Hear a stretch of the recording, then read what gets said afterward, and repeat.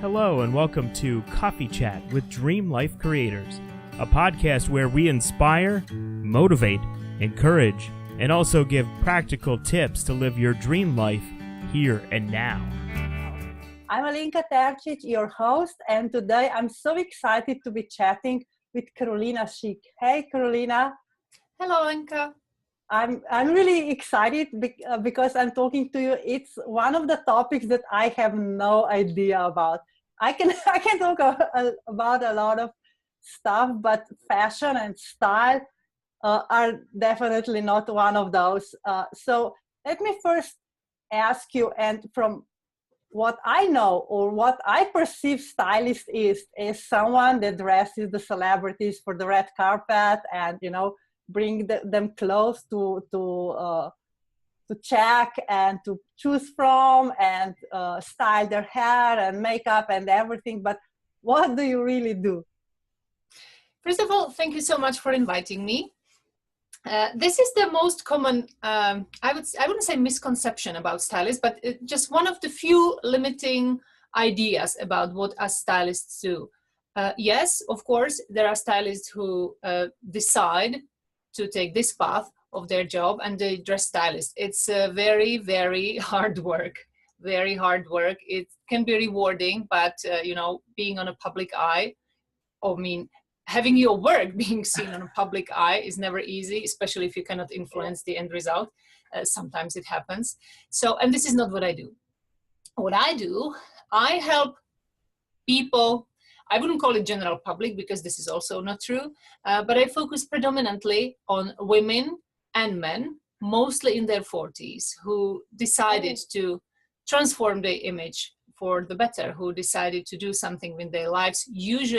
Typically, ladies are business women, whether they own a business or they have a medium to high or mid to high management positions in big companies, and men are usually divorced souls who seek their new style. So this is about whom I serve, and I teach my client how to dress, not only for red carpet occasions, but for their everyday lives, to actually build a style or improve their style, either build it from ground up if they have no idea or want to do something significant, or just do some tweaks here and there.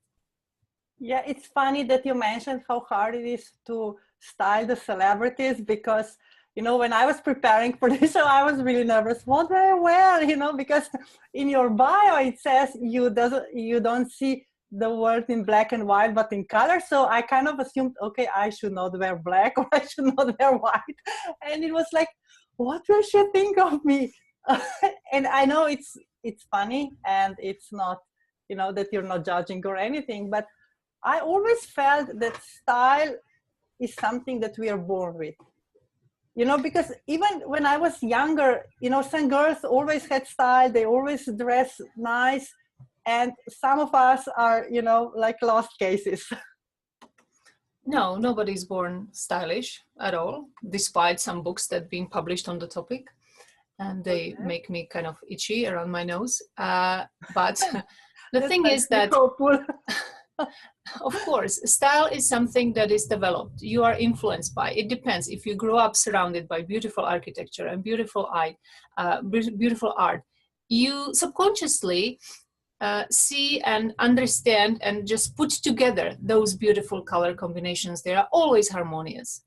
So naturally, your style, as you evolve, as you develop as a person, not only growing up, but even as a person later on in your 20s, 30s, 40s, it's in the back of your head. And you know that this color doesn't work with that color, or I shouldn't probably wear this, because you don't know really why, but it's not right.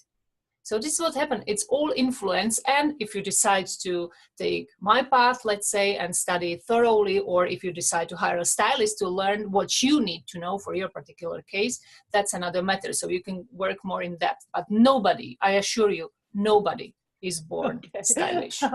Because I remember now that we are talking, I remember in my early 20s, I kind of knew what works for me, what kind of colors. But then I entered the corporate world I kind of transitioned into gray, black, beige, and all those colors.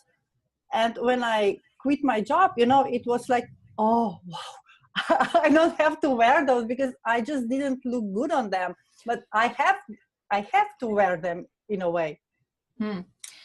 Corporate world, I don't know if they do it intentionally, but they, in so many ways, kill so many things, including people's taste. And it's formed, and I strongly believe that those dress code restrictions, and especially color restrictions, make people feeling dull, and then gradually feeling unmotivated. Because colors are omnipresent from the moment we open our eyes until we close them. Even some of us have colorful dreams. I cannot speak for other people, but mine certainly are colorful. So, well, this sounded ambiguous, but well, let's stay with colors. So what I want to say is that if we are exposed to colors, if we are exposed to harmonious colors, we are motivated. We may not realize it, but colors vibrate.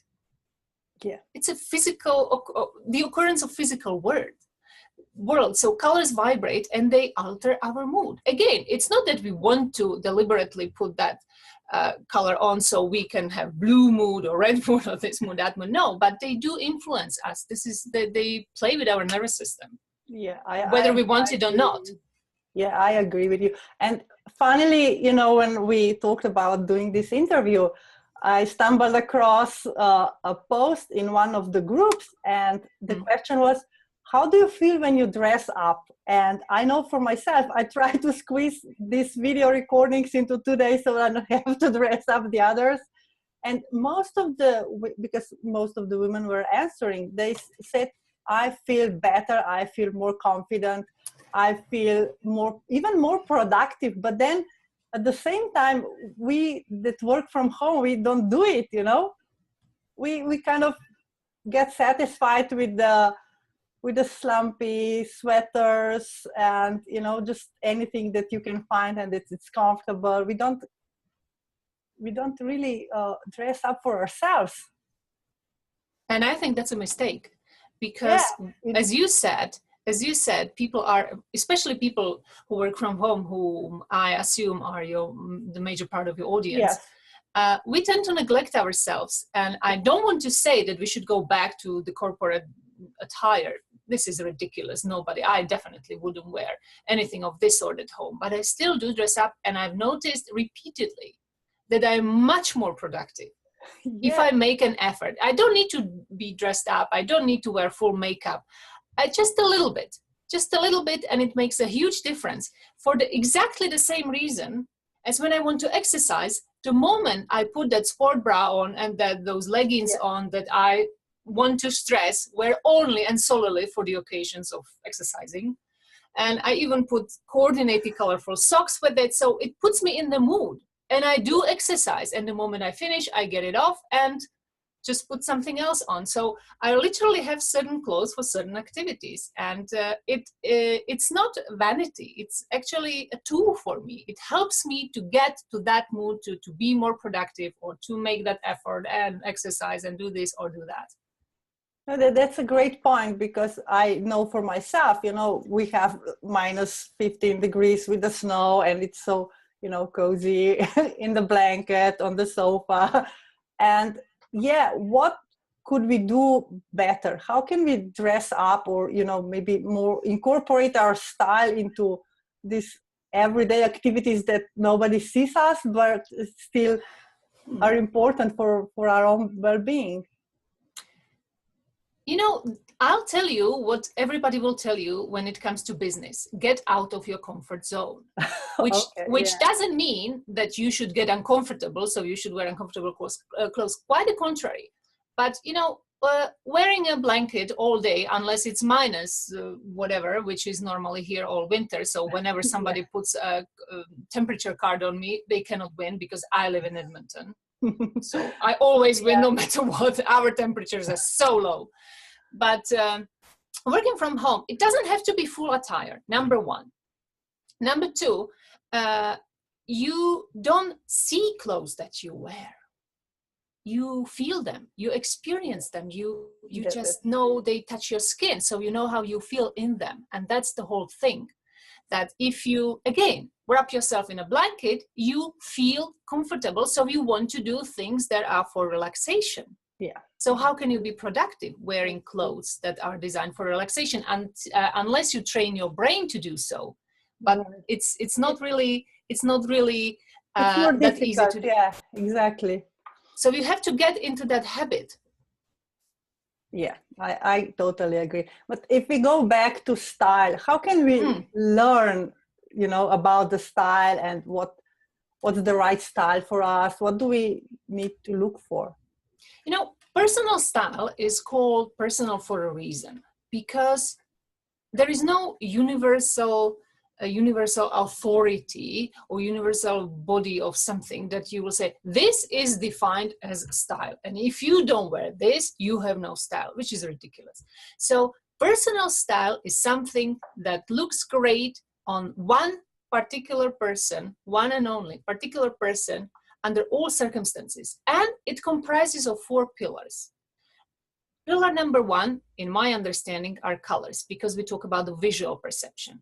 So if you wear the right colors, you feel great. It's not the colors that you like. We might come to that later, but the colors that you like and they look good at you, on you. Then number 2 is your style personality. There are a gazillion things that nobody would see me wearing that. To give you an example, wearing camouflage, for example. I'm not a hunter, I'm not a soldier. I don't see any point for me to wear camouflage, anything. For me, it somehow is connected to violence, and I don't want to do anything with it. I don't want my person to be associated with it. So number 3 is your color personality. So it's not what you would like to put on, unlike style personality, but color personality, it's something that says who you are as a person. Some people are shy, some people are more analytic, some people are introverts, some people are extroverts, some people, like myself, don't mind to get attention of people. Some people, on the contrary, they are so happy being a wallflower, and that's perfectly fine, as long as you are able to dress it together. And the last pillar is the fit, the clothes that make your figure look good, your silhouette. So if you manage to connect all those 4 pillars beautifully, you can say, I have style. Sounds very easy.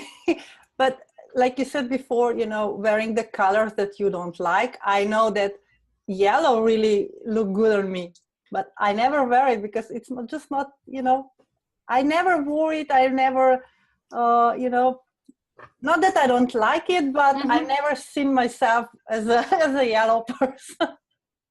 That could be one element. On the other hand, I'm old enough to responsibly say that your color taste will change. Yeah. So let's say there is a set of colors in your color palette. There are colors that you will never look good at, no matter what, because of your natural coloring.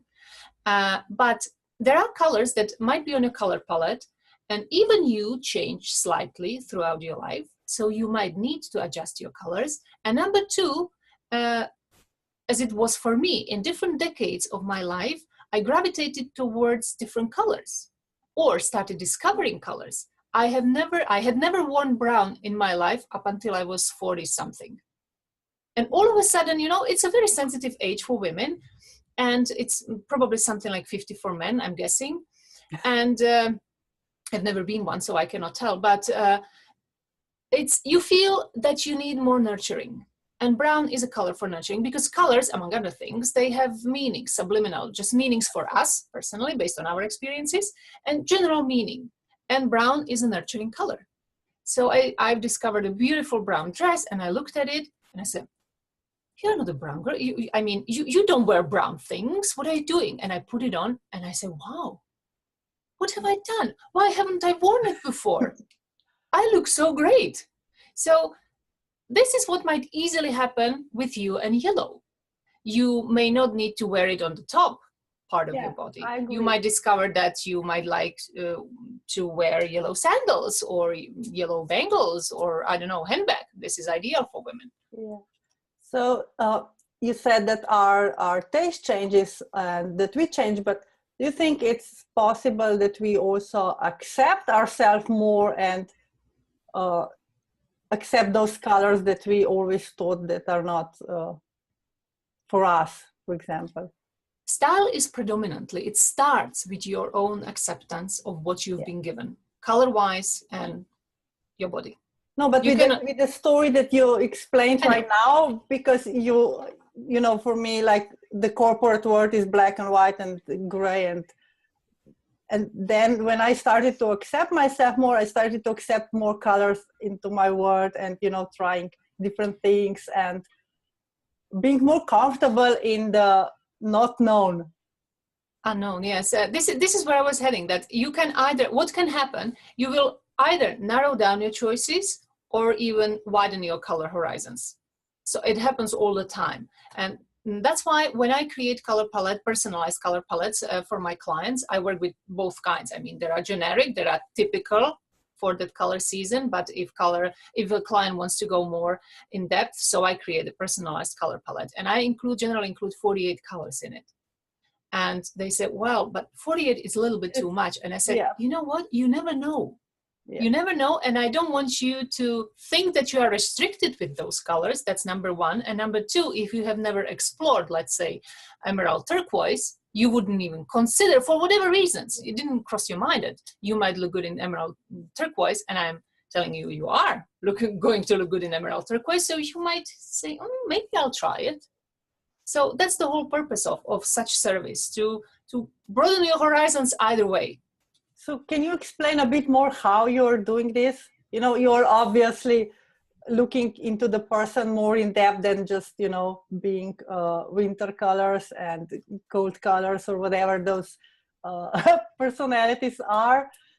What's the process of, you know, going through this to get to the colors and to whatever you add to it, I guess, the shapes and textiles as well? The 4-season concept is quite old, but it's still wonderful because it helped us to explore more. So I wouldn't neglect it completely, but it certainly is very basic. So whenever I get a new client on board, and I always need to know who the person is. I need to know what he or she likes, what personality they have. That's very, very important. And I'll give you an example of that process. So this is step one, personality.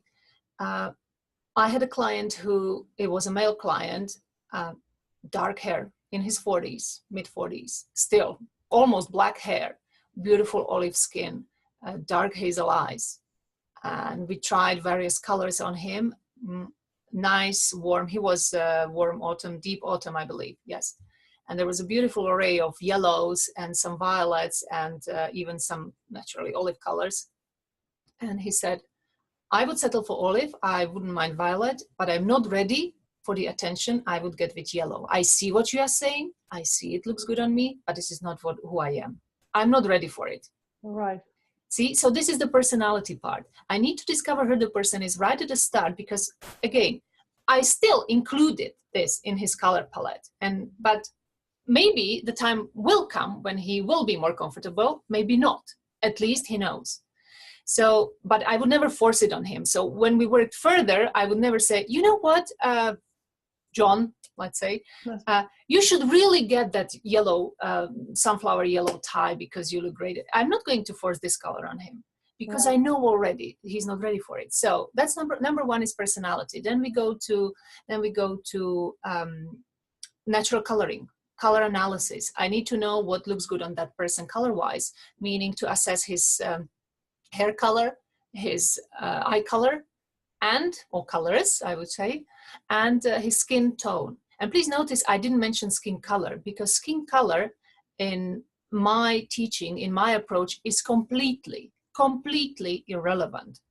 Right. And that's the beauty of it. That's the beauty of my approach, because thanks to my wonderful mentor, Kim Bolsover, I've learned a method that really works for everybody on this planet, under the sun, I would say, but we don't know who's there. So everybody on this planet, literally.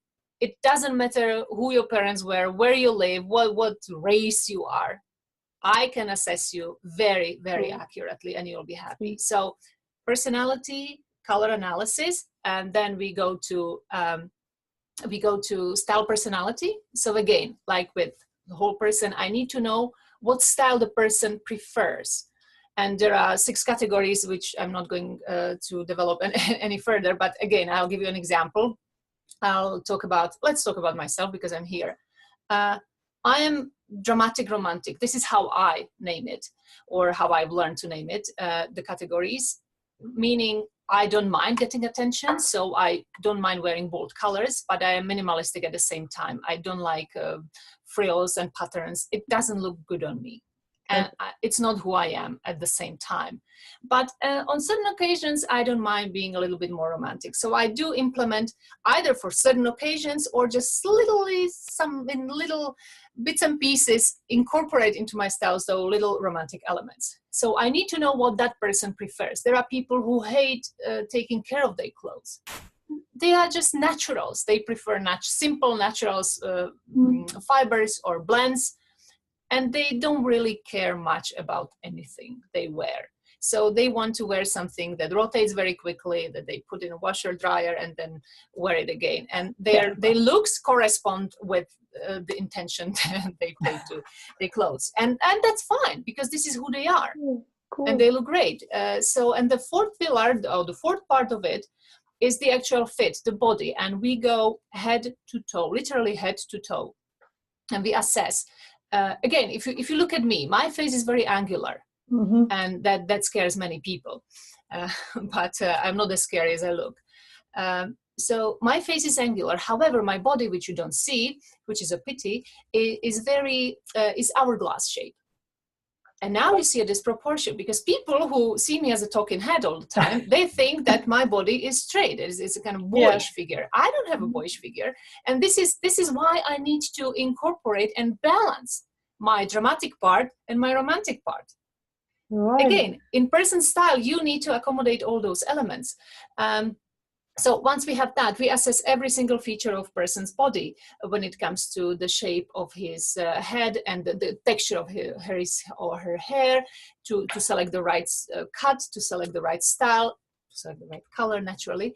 And again, what type of neck you have, which type of neckline will complement your face shape and your shoulders. And you always have to consider the ratio, because it's not only this is my head and what hairstyle would look good on me. I don't know what hairstyle would look good on you. I need to know what your personality is. Maybe Mohawk would, right? The whole package. So there's a whole package. And, my job is to put those things, those pieces of puzzle together. This is actually what I do, since you asked what do stylists do. Yeah, because I'm into, I really don't know much about this topic. And I'm sure that many listeners don't really, maybe even put a lot of attention into it, or they want to know what you do and how you do it. So, and what do you say would be the biggest mistake people make when, go shopping for themselves, or, in regards to style and looking good? Trying to look good, yes. It's very much related to the fact that we were discussing just prior. Meaning that people nowadays get tons of information, and some of them are correct, some of them are not, but they think that since they have information, they can apply it and it will work for them. The trouble is they don't realize those consequences everywhere else.